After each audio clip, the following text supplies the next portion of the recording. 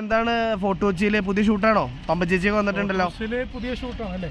അതെ, അത് ഒരു ഷോർട്ട് ഫിലിമിന്റെ ഷൂട്ടാണ്. പേരെന്താ? സോഫിയ ടീച്ചർ പ്രണയത്തിലാണ്. വയസ്സ് 30. അപ്പൊ നിനക്കോ? 24. ഞാൻ സോഫിയ, ഇത് അരുൺ. ഓ, അപ്പൊ ടീച്ചറിനെ പ്രണയിക്കുന്ന കഥയാണോ? അതെ അതെ അതെ അതെ. ഒരു വിവാദപരമായ ഒരു വിഷയമാണ് അല്ലേ? ഇന്ന് നടക്കുന്ന സംഭവങ്ങൾ തന്നെയാണ്. പക്ഷെ അത് ഒളിഞ്ഞും മറിഞ്ഞാന്ന് മാത്രമേ ചിലടത്ത്. എന്താ ശരിക്കും അലൻ എന്താ അഭിപ്രായം ഇതിനെ പറ്റി? അങ്ങനെ ടീച്ചറിനെ പ്രണയിക്കുന്നത് ശരിയാണോ? ശരിയാണെന്ന് വെച്ചാൽ പരസ്പരം ഇഷ്ടപ്പെടുന്ന ആൾക്കാർക്ക് തമ്മിൽ പ്രണയിക്കാനും കല്യാണം കഴിക്കുന്നതും റിലേഷൻ ചെയ്യുന്നതും വലിയ കുഴപ്പമില്ല. പരസ്പരം ഇഷ്ടം വേണം, അറിയണം. നിർബന്ധിച്ച് ഇഷ്ടപ്പെടുന്നത് തെറ്റാണ് എന്ന് പറയുന്നത്. അല്ലെ പ്രായ വ്യത്യാസം, ഒരു ഗുരു ശിഷ്യ ബന്ധം, അങ്ങനെയൊക്കെയുള്ള കാര്യങ്ങളുണ്ടല്ലോ. അത് നമ്മളെക്കാളും പ്രായം വലുതായിട്ട് കൂടുതൽ മാത്രമേ ഉള്ളൂ.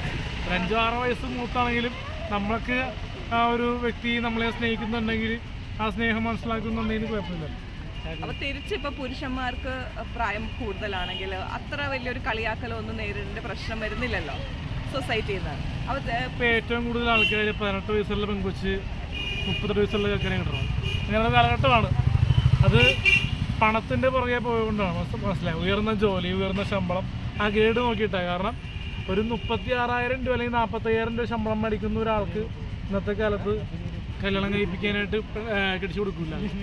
ഹൈ ക്വാളിഫിക്കേഷൻ ഉള്ളവർക്ക് മാത്രമേ ഇന്നത്തെ കാലത്ത് കല്യാണ ജീവിതം നടക്കുകയുള്ളൂ. ബാക്കിയുള്ളവർ തേരാപ്പറ കണക്ക് നോത്തുള്ളൂ.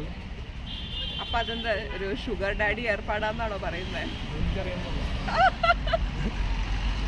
അല്ലന അതാണ് അതിനെ പറ്റിയുള്ള അഭിപ്രായം. ശരിക്കുള്ള പ്രണയം ആയിക്കൂടെ? പ്രായ വ്യത്യാസം, നിറവ്യത്യാസം ഒന്നും ഇല്ലാതെ ആകാം.